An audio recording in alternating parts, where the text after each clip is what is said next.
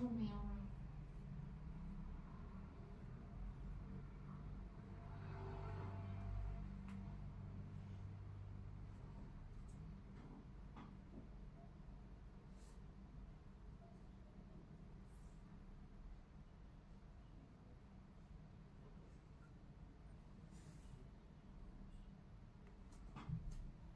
พ่อเลี้ยงไม่ไหว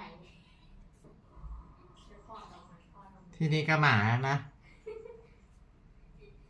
ที่บ้านใหญ่ก็แมวแต่ที่มีอยู่ก็หลายตัวนะพ่อลูกมันพ่อก็ไม่ทำหมันเหมือนหมาแมวทำหมันแพงนะเดียวเป็นพัน58.03แมวค่าสัตว์ก็แพงทำหมันเป็นพันนะตัวเมียค่ะถ้าตัวผู้ไม่แพงตัวเมียน่าจะ1,500ตัวผู้1,000ค่ะแต่หมาเขาไปทำฟรีเขาจัดไป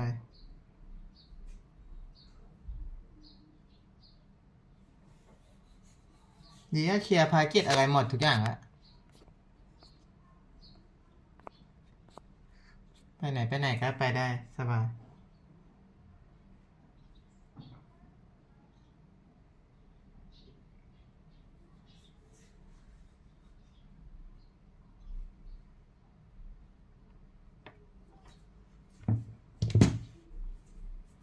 ในห้องน้ำถ้าเป็นแดดแรกมันเข้าได้ปะอันไหนอันแรกอันที่นั่งยองก็เข้าได้เดี๋ยวเข้าได้เราไม่เคยเข้าใช่ห้องที่2มันแตกคุณรู้ว่าเขาได้ดูที่เธอฉี่มันจะออกมาที่เท้า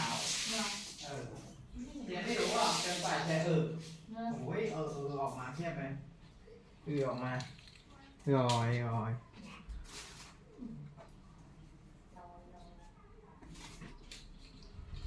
ตัวเดิมเหมือนกันนะ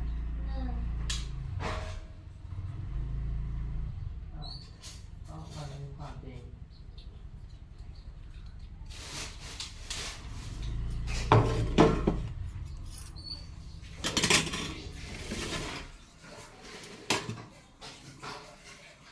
draw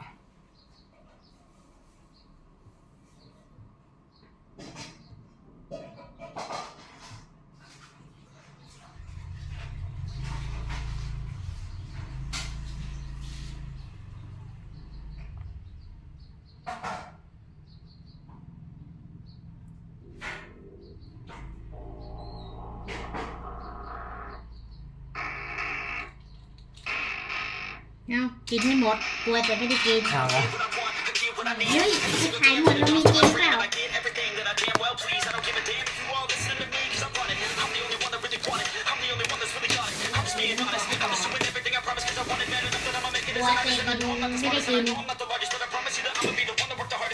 ิงเหรอไม่กินได้ไงนี่ก็ตัวเน่าหมดเลยกลัวเลยไม่ได้กินอันดับ1นะไอ้กลัวไม่ได้กิน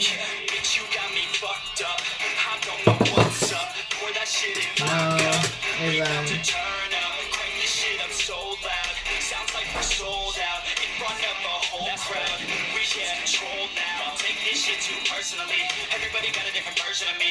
Everybody gotta be learning from me. Everybody wanna be working with me, and I feel like there's uncertainty and urgency to find out what you wanna be. But honestly, when you know I'm constantly, so stop worrying about who you wanna be.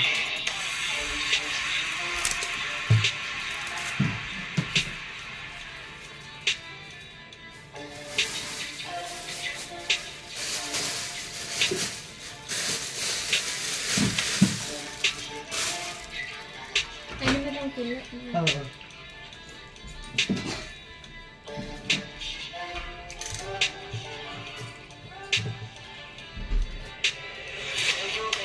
option, so I'd be cautious. I hope that you're watching. Don't try to stop this. Look until I'm nauseous, cause I will not quit. No, because I want this. Don't try to stop me. There ain't an option, so I'd be cautious. I hope that you're watching. Don't try to stop this. เดี๋ยว21 24ครับผม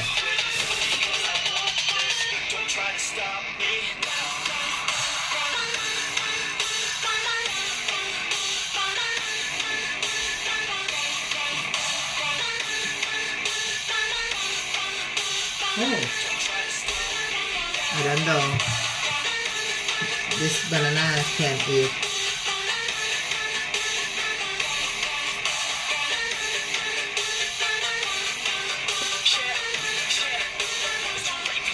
Not for me. I don't give a fuck if you got a college degree. Did you learn anything? Really worth anything? 200 grand later and we're not even working. Student loans worth more than what we're earning. Best lesson I learned is to keep on searching. Find your true passion and get to work. You better take action or you end up serving. Yeah, that's a fact. So you better clean up your act. So you better raise up a sack. And tell the world that you're stuck on that. Don't come back. Pack your bags. You take a trip and don't relax. You hit the switch and just attack. You find your niche and make some racks. Don't hold back. Everybody wake up. It's time to break up with the life you made up. It's time to trade up. Live the life you want now. A life you don't doubt. I can give a fuck how. Just figure it out. Wake up, man, this life is a blur. Everyone's got an opinion, so which one you prefer? Cause I'll give you one that's coming from an entrepreneur. Don't give up on your dream if it's what you deserve.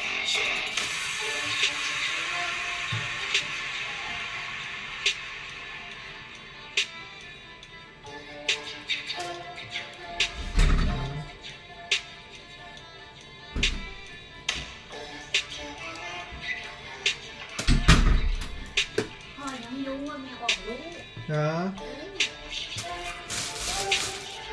บอกเด็กกลับไปดู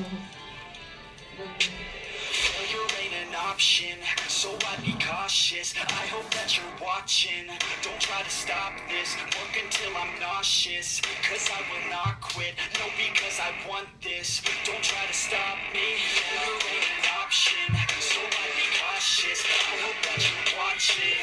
Don't try to stop this. Work until I'm nauseous, cause I will not quit. No, because I want this. Don't try to stop me now. โอ้ขอบใจแบบนะจะกินอันนี้กับเบอร์รี่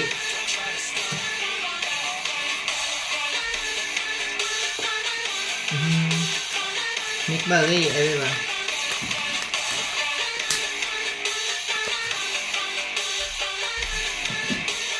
Failure ain't an option, so I'd be cautious. I hope that you're watching. Don't try to stop this. Work until I'm nauseous, cause I will not quit. No, because I want this. Don't try to stop me now.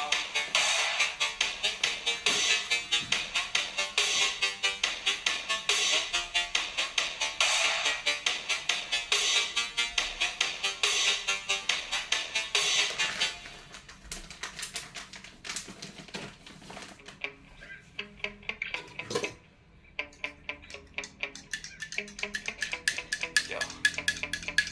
Sometimes I get so mad, there's no controlling me, and my thoughts get so bad, I'm like, I might grab a bat, I don't know, my wrath, my blood boils over like, oh God, here goes, I lost all feeling from my head to my toes, you said some shit that I can't let go, so just stay tuned for the rest of the show. So have you ever felt betrayed, switches how you see things, realize something needs change, cause I know you got me fucked up, let me show you what's up, cause enough is enough. I'll take a fistful of pavement just to make a statement. I know there's no turning back. Oh God, adrenaline wasted, so mad I can taste it. I know there's no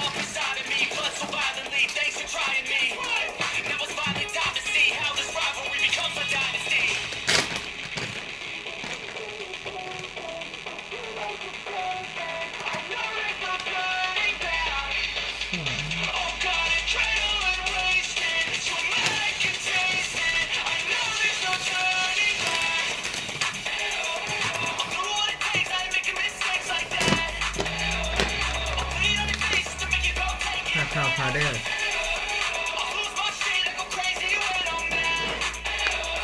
And now you go wish you would shut the fuck up real bad.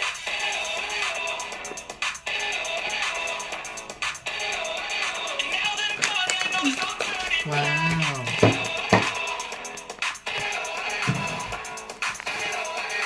Now that I'm gone, yeah, I know there's no turning back.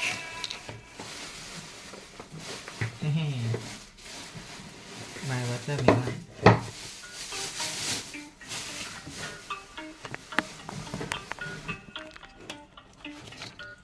เฮ้ยภารกิจเสร็จแล้วมั้ย Thank you ไม่เหลือนักการ อ๋อ Everything I'm about to drop, make a name now. Yeah, y'all don't really know, y'all don't really know. Y'all don't really know, y'all don't really know. Yeah, I ain't never gonna be the same now. I'ma tear up this whole fucking game now. Yeah, y'all don't really know, y'all don't really know. Y'all don't really เพลง know. ที่ใช้ออกกำลังกาย Got so many bots, got like kamikaze. Ain't nobody ever gonna ever stop me. And I know that I could be a little cocky. That's the byproduct of hard work. No, it's not free. I'm at a top speed. I think you lost me. Do not cross me. I keep dropping all these hits, and I know that they watching. They keep showing up in my place, always knocking. Bitch, I've been standing right here. Been on my green, and you just can't hear me.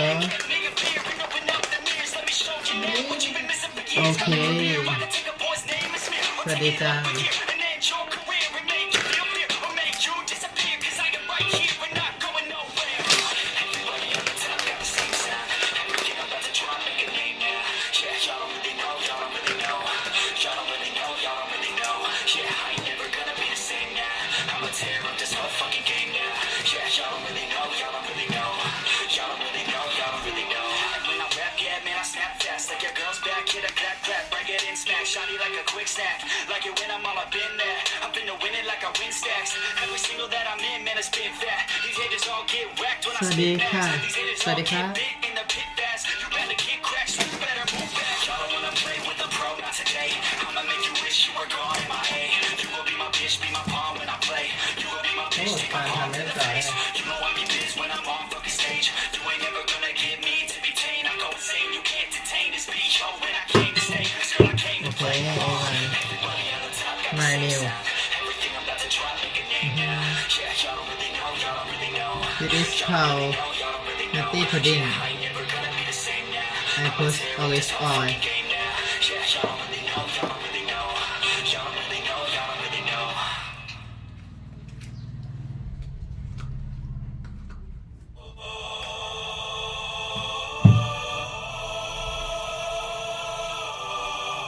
It is McBurry I don't wanna wake up if you're not by my side. And I don't wanna wait, love, 'cause you're keeping me alive. We will run till the end of time. We'll live even when we die. I don't wanna wake up if you're not by my side. They'll have to take us to the afterlife. And I need you, you can save Yeah. me. I will flee through if you betray me. 'Cause I know that I'll always be the one for you. We fall hard, yeah, we fall fast. Got a few scars from our old past. But I know that I'll always be the one for you. I'll always be the one for you. Love me, hate me, you know you drive me crazy. But I know that I'll always be the one for you. And I know that we've made mistakes, but I know that we'll be okay. Our love, it won't fade out. Yeah. There's no doubt, we're here now. I know it never comes easy. Believe me, I need someone I can trust with keeping. It never comes easy. Believe me, believe me. And when my soul came crashing down, you fell in my life somehow. I want you by my side ฮะ till the เออ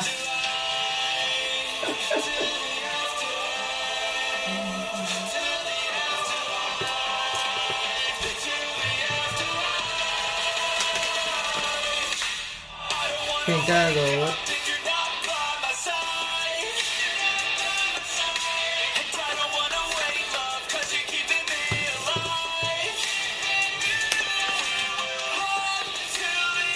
for Koa Even when we die, I don't wanna wake up if you're not by my side. They'll have to take us to the afterlife. And I need you, you can save me. I will bleed through if you betray me. 'Cause I know that I'll always be the one for you. เอ็มบิก้า And we fall hard, yeah we fall fast. Got a few scars from our old past, but I know that I'll always be the one for you. I'll always be the one for you. and curcumin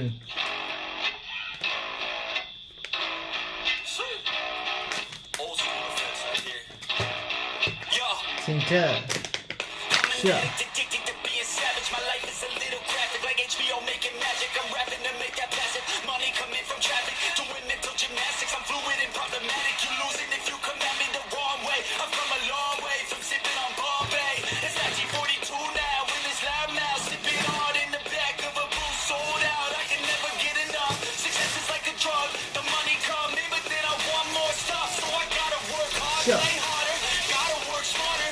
Time is money, yeah, money is harder. So I'm not giving up. No, I'm not giving in. I was born in this world, I swear to make a difference. And if you need a mentor, I got something for you, kid. Just watch the way I move and try your best to copy it. Like a CEO, I move like an athlete pro. I party like a rock star show. I live every day like my last, never know. I run it like a CEO. I move like an athlete ทั้ง pro. หมดอันนี้ว่า I party like a rock star show. I live every day like my last, never know. I run it like a CEO. I move like an athlete pro. I party like a rock star show. I live every day like my last, never know. I run it like a CEO. I move like an athlete pro. I party like a rock star show.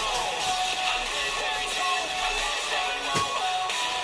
I like life, it gives you a chance for greatness. And you can waste it, or you can take it. Take control Let's of your go. fate and chase it. I've been running towards dreams since I was just a kid. I've been held down, held back, hated. I've been pissed off, mad, frustrated. I've been loved, admired, and finally made it to the other side.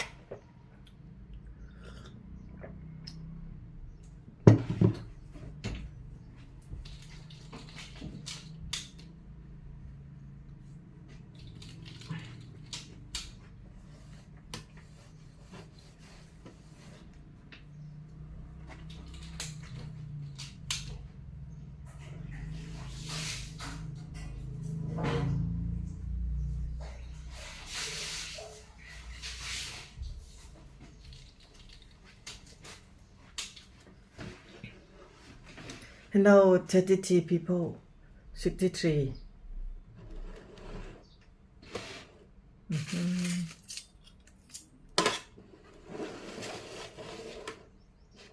This is my super veggie for longevity.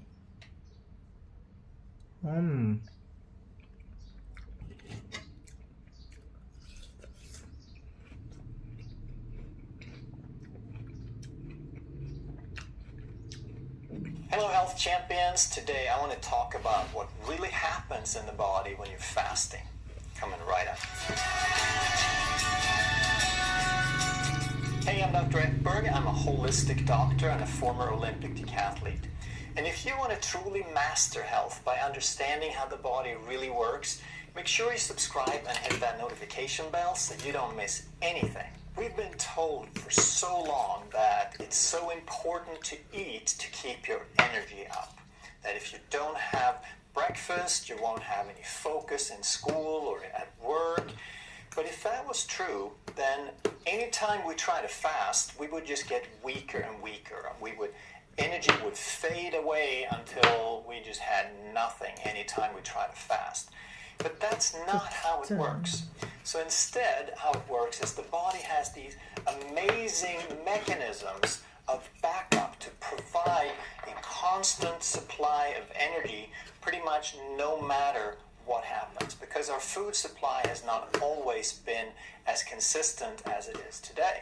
The first thing that happens when you eat something is that that food has to be processed. You put it in the stomach, and now it has to be digested and absorbed. It's in the bloodstream, then it gets into the cells, and some of that fuel gets used up in the moment, and some of it gets stored. So if we eat a lot of carbohydrate, then most of that in the beginning is going to be glucose. So we're going to use a lot. We're going to use as much as 40 grams per hour of glucose, and part of that is just to get rid of the glucose, and part of it is to process through it quickly so that we can store whatever we're not using in the moment. And the storage form for glucose is called glycogen, and most of that is going to end up in the muscles, and some of it is going to also be stored in the liver. For the first 12 to 16 hours after a meal, if we don't eat again, then glycogen is going to be broken down, and it's going to provide most of the glucose for the body, for the brain and the tissues. But as time goes on, the body is going to start looking for another source. It's going to start making glucose from scratch. That's called gluconeogenesis. And if we add up those two sources, the glycogen and the gluconeogenesis, how much we're using from each, then you'll see with this pink line that it's pretty constant. In the beginning, we're just kind of breaking it down, but from 6 hours on up to about 30 hours, then we're depending mostly on glucose unless we are fat adapted. So this example, the initial example, is for someone who's eaten a modern diet with high carb and frequent meals, and then this is what it's going to look like. Over time, though, the body is going to start using more fat. In the beginning, it's pretty low fat consumption, but as time goes that we're not eating, then insulin goes down, and we're going to start breaking down some of that fat. And then also we're going to start making more ketones as the glucose goes down. As glucose becomes less and less available, now is when the ketones really kick in, because that's the alternative fuel for the brain. So initially, all the tissues in the body use glucose. They use as much as they can. Firstly, just basically to get rid of the stuff, but also because it's so widely available. It's so abundant. Then in phase 2 and 3, we're relying on glycogen and gluconeogenesis. And now the body is still using mostly glucose, but it's starting to turn more into fat burning gradually. The brain, red blood cells, and a portion of the kidney called the renal medulla is still using pretty much 100% glucose. The brain, because it hasn't adapted to ketones yet, and the red blood cells in the kidney, because they don't have any mitochondria. They can't burn fat for fuel. But then as we get into the second day and beyond, now the body has shifted and it's burning almost exclusively fat. Almost 100% of the liver and muscles and the other tissues are using fat.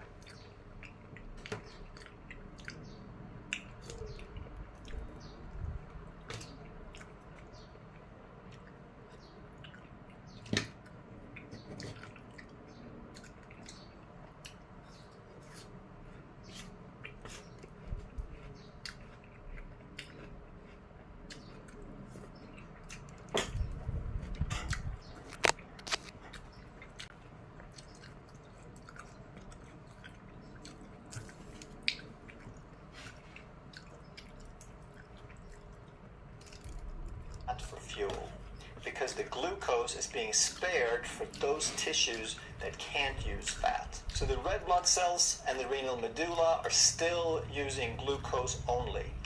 The brain, however, it is gradually starting to shift. So in the beginning of this phase, when we just get into day 2, and if you're not already fat adapted, then it still uses mostly glucose, but toward the end of it, as we get into day 3, 4, and 5, now the ketones have become dominant. And if you're fat adapted and you go beyond 72 hours, now your ketones are going to provide about 75% of the fuel for the brain. So how does the body do gluconeogenesis? Where does that new sugar come from? Well, there's different glucose sources. So first we have glycogen, and that's not really gluconeogenesis because it's already glucose. It's just stored in another form. Then we have lactic acid and pyruvate, and those are byproducts of breaking down glucose for energy when we don't have enough oxygen. So either those tissues, the red blood cells or the kidney, when they can't use fat, or when muscles are working at a high intensity when there's not enough oxygen, then we're using glycolysis and we get lactic acid and pyruvate. So even though this is classified as gluconeogenesis in the textbook, I don't think of it strictly as gluconeogenesis. It's not making glucose from scratch because this stuff was already glucose. It is sort of a net zero game where it's just being hauled around and converted in different tissues. When I talk about true gluconeogenesis, the way I look at it is when the body makes glucose from something that was never glucose. And now it's making it from amino acids or glycerol. Amino acids is from protein, and glycerol is the backbone of fat. It's a portion of fat. So when we're burning fat, we get some glycerol freed up, and that can be converted into glucose. And this is what a lot of people are afraid of with fasting. They hear that we're making glucose from protein, and they think, wow, now we're breaking down muscle. I don't want that to happen. Well, it's not really what's happening. It can happen a little bit, but it doesn't happen much, and there's ways to avoid it. So in the beginning, before we are fat adapted, now there is going to be between 8 hours and into 24 hours or so, then we are mostly going to break down amino acids for glucose because we're not fat adapted yet, so the glycerol is not really available. But first of all, it's a limited time, and secondly, it's not all muscle tissue. Some of this is loose skin, some of it is old dead cells, and some of it is just junk and debris and pathogens in the body that we're trying to get rid of. And then something else happens, which is autophagy and an increase in growth hormone. So already after about 12 hours, we have a significant increase in growth hormone. And this keeps growing over the next week, so that after 2 days, we already have a 5-fold increase in growth hormone. And this does two things. Both autophagy and growth hormone kind of work together, and they make the body better at recycling. And they also promote fat burning. And when we burn more fat, we make more glycerol available. So now we have that to make glucose from. But growth hormone also builds muscle. It is muscle sparing. And autophagy and growth hormone put together prioritizes using protein for structural tissue, not for fuel. So even though we can burn a little bit of muscle for the first few hours of gluconeogenesis, that's not an ongoing process. And in the long run, there's very, very little loss of muscle. The body is way too smart to be burning protein for fuel when there is any fat available. And then in phase 4 and 5, some other really cool things happen. These are all the benefits from fasting. We get an increase in brain-derived neurotrophic factor, BDNF, which together with growth hormone is like miracle growth for the brain. What that means is anytime you learn something, you make new connections. You rewire your brain. Anytime you repair something, you rewire your brain. And this happens exponentially better when we have more of these hormones. So fasting and autophagy is some of the best things that we can have for repairing and improving the brain. We further improve immunity, and once we get past the 48 into 72 hours, now the stem cell production, which is involved in body repair and healing, increases tremendously, so our repairability goes up from there. Now, if we look a bit at the time scale here, we see we're starting with hours here, and then we get into day 2 and 3 and 4 and up to day 16 and 32. And you're thinking, wow, that's a really long time to fast. I don't think I can do that. Well, remember, this is what happens when we take people who have a modern lifestyle. They eat a bunch of carbs, they eat frequent meals, they're probably a little overweight and insulin resistant. This is how long it's going to take them to get truly fat adapted, to where their systems are really stable and just going on in a steady state. But it's going to take that long whether you fast or whether you get fat adapted some other way. So if you do a low carb diet or keto diet, then you're going to get fat adapted. This keto curve, this keto production curve of ketones, it's going to be pretty high. It's going to be readily available on an ongoing basis. So if you're fat adapted and you're keto adapted, then you're pretty much never going to leave phase 4. You're going to eat here and there. Your body's going to build up some glycogen for emergencies, but you're still going to have that metabolic flexibility that you're pretty much just going to exist in phase 4. So what I recommend people do, based on our knowledge of all these benefits, is if you have reached a health state, if you've reached a weight that you're happy with, then you're looking for maintenance. And now what you do is you maintain a low-carb, high-fat diet, which again, where you are on that scale is low-carb 30 grams or 50 or 80. It's going to depend on you, and you got to figure out where you are. I also recommend that you do some form of intermittent fasting. It could be a 16-8 or an 18-6, meaning you eat for 6 hours during the day and you fast the other 18. And depending on how easy or hard it is for you to gain weight or lose weight, some people lose too much weight and some people put weight back on.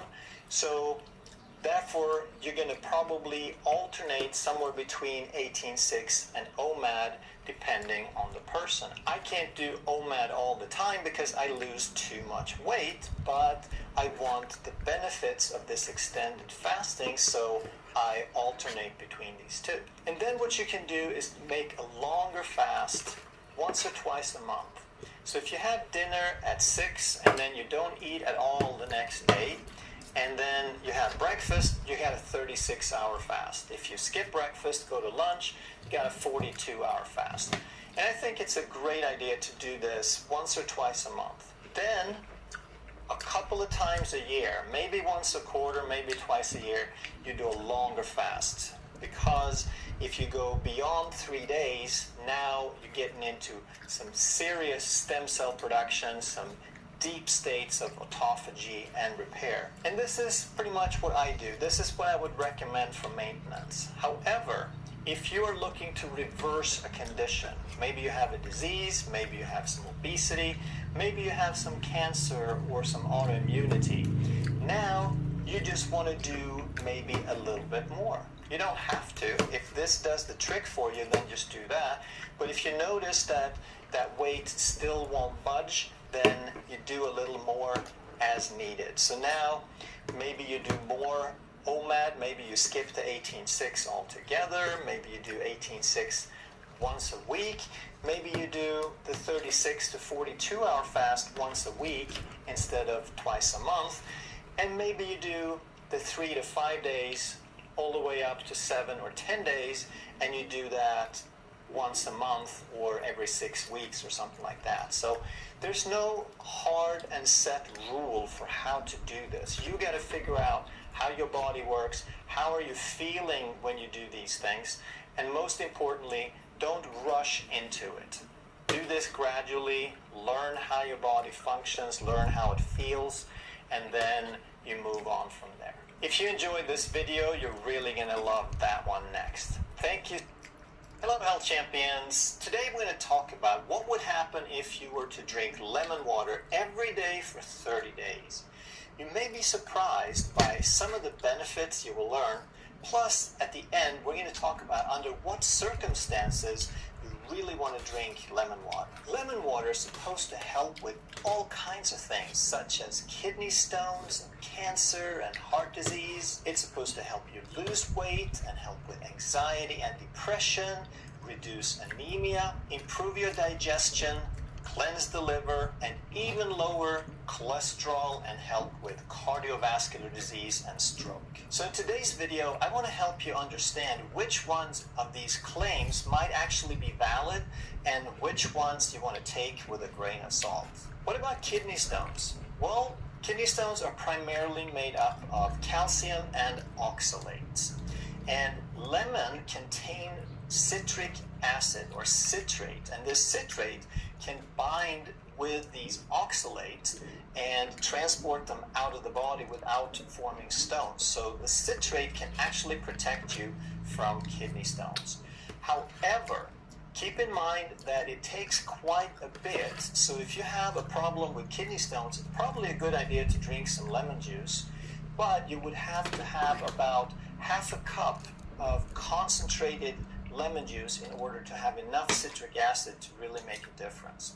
But that's not all that much, so you could certainly do that. So we put a green check mark on kidney stones, but it's probably going to take a little more than squeezing a wedge of lime in there. How about reducing cancer? Can it do that? Well, there's some research that suggests that phytonutrients in lemons can actually kill certain cancer cells.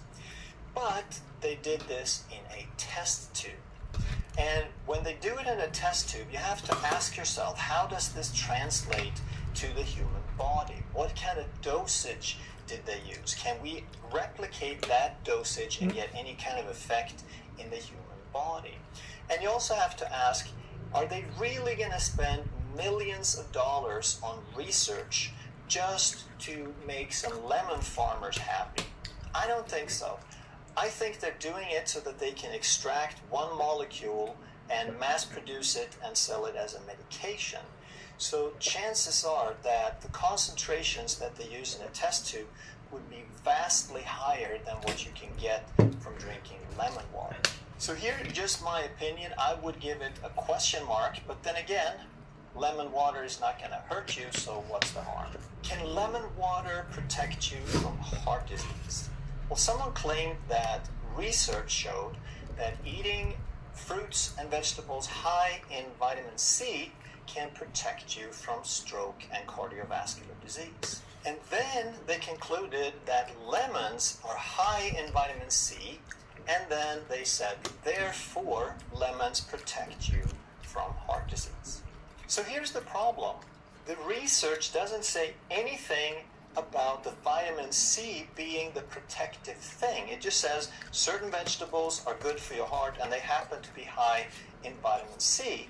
So we don't know if it's that or something else that helps. So we have no idea if it's actually the vitamin C in the lemon that's going to help. So they're just two totally unrelated statements that they put together and draw some conclusions. So I'm not saying that lemons are bad for your heart or that they wouldn't protect it. I'm just saying you can't make this kind of deductive reasoning. It's not valid. And there's all kinds of claims out there. They find a shred of evidence and they extrapolate on it and then make some wild claims. Here's another wonderful piece I found. It says it helps losing weight because lemon juice is high in fiber and that helps suppress feelings of hunger. Now that's a little surprising. I never thought of lemon juice as a high fiber food. So why don't we go check the facts? If you drink raw lemon juice, and let's say that you take 2 tablespoons, 1 ounce, 30 grams of lemon juice, then you're going to get 0.1 grams of fiber, which is 0% of your daily recommendation. Someone else claimed that lemon water can help with anxiety and depression. And the reasoning for this was that sodium and potassium are the 2 mineral ions in the body that are responsible for signaling in the nervous system. And that's absolutely true. And you can get neurological symptoms if your levels of potassium go extremely low. So a normal level of potassium is about 3.5 to 5.2.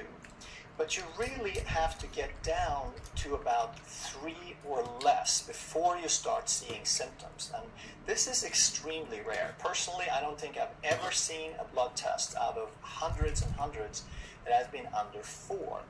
So potassium deficiency to that degree is kind of rare. Then they said that lemon is rich in potassium, and therefore lemon water can help with anxiety and depression. Now, first of all, potassium deficiency would probably not even make the top 50 list of things that can cause anxiety and depression. But let's just bear with them and then go check the facts again.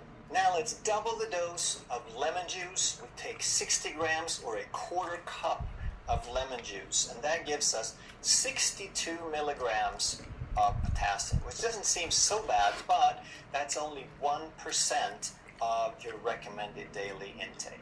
So the claim that lemons are rich in potassium is incorrect, and that it would help with anxiety and depression is just extremely far-fetched. In fact, if you want to supplement some potassium, then you would have to drink 3 full cups of concentrated lemon juice to equal what you get in about 1 large avocado. I think I know which one I would prefer.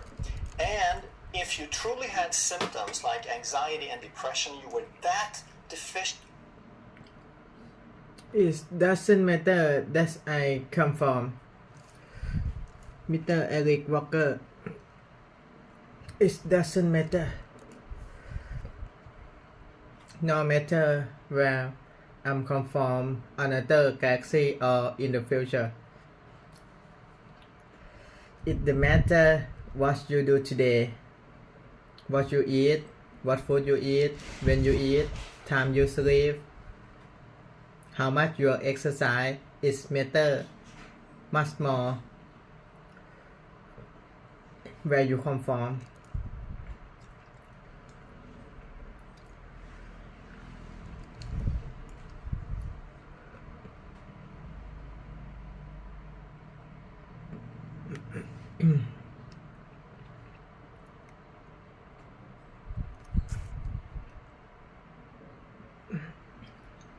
In potassium, then you would probably want to have a therapeutic dose, something like the full 100% daily allowance of potassium, which means that you would need to drink 1.2 gallons of concentrated lemon juice, or 4.6 liters. And if you were to do that, of course, you would also get 317 grams of carbohydrate and 116 grams of sugar. But bless your heart, if you were to drink over a gallon of lemon juice, then you earned yourself a little sugar.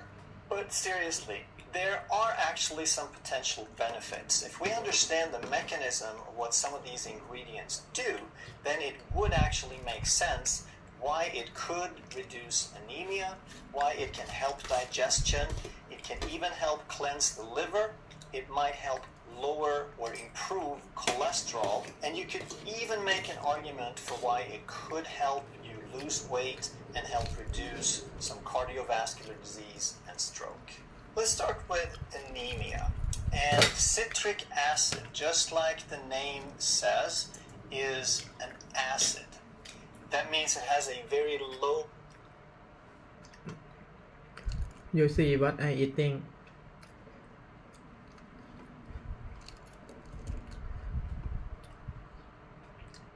If you want to eat like me, I will answer you. But if you not, I will not answer you. pH. And pH is very important for signaling in the body.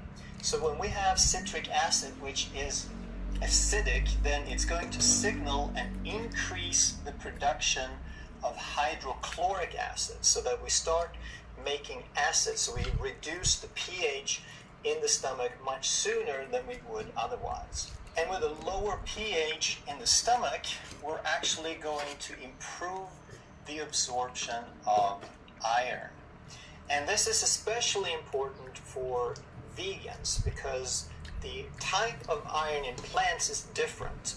It's called non-heme iron versus the heme iron that we have in meat and animal products. And it's much easier to absorb the heme iron, whereas it's very difficult to absorb the non-heme iron without the acid. So if you're a vegetarian, especially, then that can absolutely help to increase your acidity a little bit and potentially reduce your anemia. And that increased acidity can already help improve your digestion, but it can do one more thing, because this acid further stimulates and signals, and it stimulates something called CCK, which stands for cholecystokinin.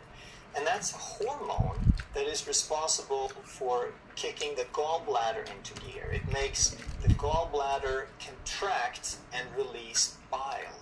And bile is another component. So we need acid to break down proteins, to stimulate pepsinogen to become pepsin, which is an enzyme to break down protein.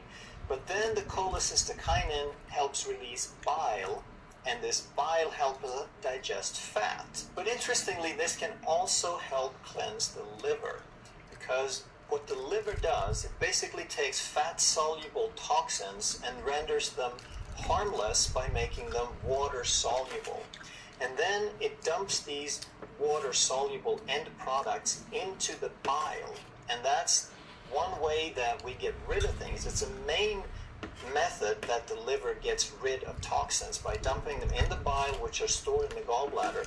But then the cholecystokinin comes in and makes the gallbladder squeeze and release some of that toxin. So there's a dual purpose here. It helps us get rid of toxins, and it helps us digest fats better.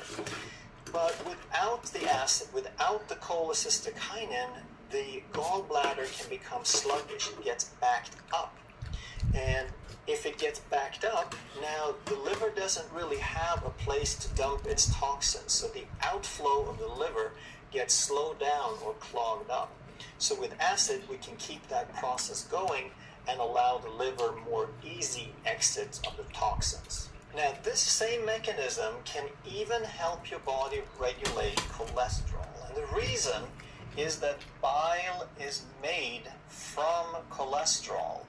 So when we have a stagnant gallbladder, if we're not flushing out that bile, then there is no reason for the body to make new bile, because it's clogged up. And then if we release that gallbladder, if we empty that on a regular basis, then we need to make more bile. We need to make new bile from cholesterol. So that helps us keep that cholesterol in circulation, and it helps the body regulate cholesterol when there's a turnover. But now this story gets really interesting, and this has to do with how carbohydrates are digested in the body. So in the mouth you have saliva, and there's something called salivary amylase, and this is an enzyme that breaks down carbohydrates. We have some in the mouth, and then in the pancreas we have pancreatic amylase. And they used to think that the salivary amylase just worked while you were chewing for a few minutes, and then when the salivary amylase got into the stomach, it was neutralized by the acid, because that's what happened. It's an enzyme, and as soon as there's some acid, it degrades and degenerates that enzyme. But what actually happens is that the acid in the stomach could take 30 minutes, 60 minutes, or sometimes even more. And during all that time, the salivary amylase is digesting carbohydrates in the stomach. So if you eat just carbohydrates, like bread, with nothing else with it, then all of that, or most of that carbohydrate, is going to be quickly digested in your stomach.